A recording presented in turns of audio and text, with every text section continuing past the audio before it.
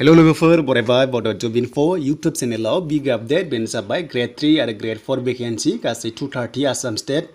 बेनो जाबाय डिपार्टमेन्टआ DEE एबा Directorate of Elementary Education Assam बेयाव मोनसे बिग आपडेट फैदों Gr.III Gr.IV पस्टनि आरो वेकेन्सिया गासै 230 दङ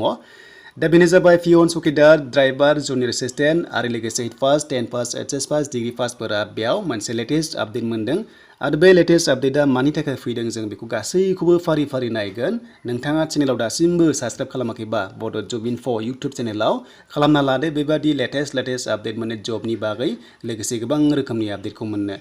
दा जों फैबाय अफिशियेल साइटआव dee.assam.gov.in बेनो जाबाय DEE एबा एलिमेन्टारि एडुकेसन आसामनिफ्राय फैनाय लेटेस्ट नटिस आरो बेयाव मोनसे अर्डार कपि फैदों रिगार्डिं कैंसिलेशन अफ रिक्रुटमेंट बुंदों बेयाव Gr.III Gr.IV पोस्ट आरो लोगोसे ड्राइभार पोस्ट दंमोन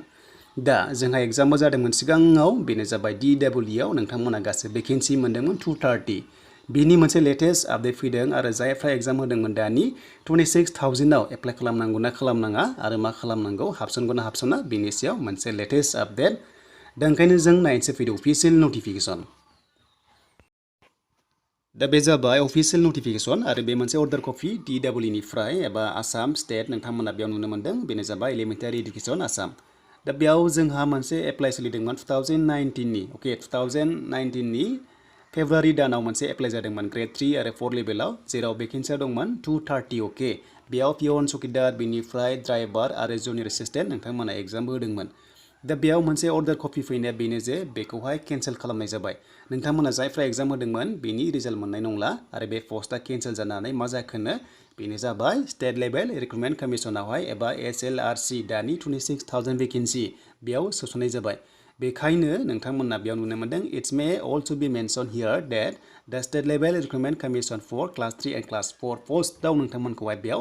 सोना होनाय जाबाय आरो बेयावनो नोंथांमोना हाबफाबाय दा जायफ्रा आनजाद होदोंमोन दा गोबां गोबाव जाबायना आनजाद होनायफ्रा दायो एप्लाइ खालामनांगौ ना खालामनांला बेयाव मोनसे 230 वेकेन्सियाव नोंथांमोना जेरै DEE आव एग्जाम होखांबाय दा बिथांमोननि आइडियाबो गैला आरो गोमाबाय मानोना गोबां बोसोर जाबाय दा मा खालामनांगौनो दा मोनसे आपडेट होदों बेनो जाबाय नोंथांमोना गाहायाव मोनसे मोनदों